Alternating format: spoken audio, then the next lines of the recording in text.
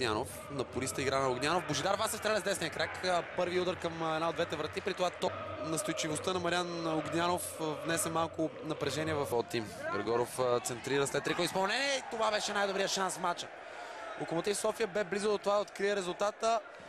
Нанесе удар с глава. Нещо тригово като изпълнение. След това играч на Ботев Пловдив отклони топката, но тя стана на пръв поглед дори удобна за Хаджиев. Случи подаване. Топката сега в дясно пратена и центрира за Емил Гергоров, който нанася удар и това е гол. Локомотив София повежда в 60-та минута.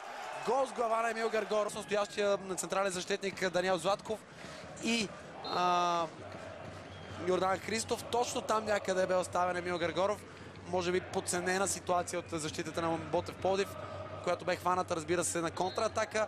Жълтия картон на Балтанов без за това нарушение, което Никола Попов не отсъди, а остави играта да продължи с авантаж. Много мъдро се оказа на Локомотив София се справи, макар в първоначално малко мудно да реагира отново. Иван Цветков за външен фаут с чудесно центриране с левия крак на Цветков.